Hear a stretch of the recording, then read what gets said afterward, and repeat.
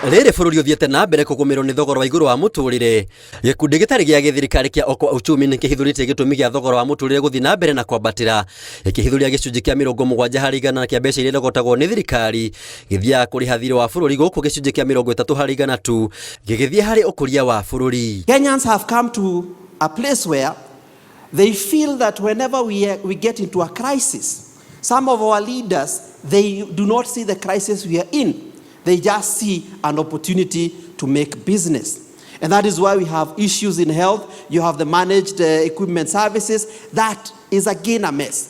I was reading a report the other day, and you could see in some of our counties, some of the equipments that came through that MESS program are still packed in rooms, but you are still paying somebody for those particular item. Thiirĩ wa bũrũri ũgĩkinya ciringi tiririoni 11.8 kũringana na riboti ĩrekereirio nĩ Minista wa Kĩgĩna John Mbandi, yonanĩtie thirikari ĩhũthĩrĩte ciringi tiririoni 1.72 kũrĩha thiirĩ wa bũrũri, ciringi tiririoni 1.14 ikĩhũthĩka kũrĩha ngombo cia thĩiniĩ, nacio ciringi bilioni 579 ikĩhũthĩka kũrĩha ngombo cia nja.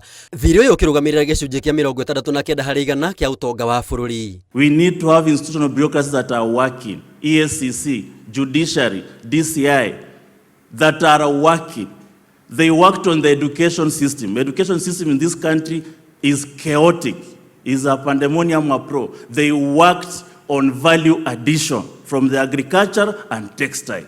And they attracted the global flow of income through making it a corruption-free. That's where the Kenya needs. And we get out of the debts. Mamwe ma mendekithia ma ataaramu a wonjoria nĩ kũnina kĩgĩna kĩa mbunge kĩa NGCDF, makĩendekithia gũcokio kũrĩ thirikari nene, kũnina bajeti ya nyongerera ĩrĩa maugĩte ĩkoretwo ĩkiungumio na gũtirĩ wĩra ũrĩa yathĩrĩirio, na koguo no kuongerera thiirĩ wa bũrũri ĩrongerera. O hamwe na mbunge ya bũrũri kũgathĩka watho wa kũgiria kũneana ũrũgamĩrĩri wa tabarĩra cia thirikari kũrĩ andũ kana kambuni cia andũ kĩũmbe. CDF started off as a good thing that was about devolving resources to the people.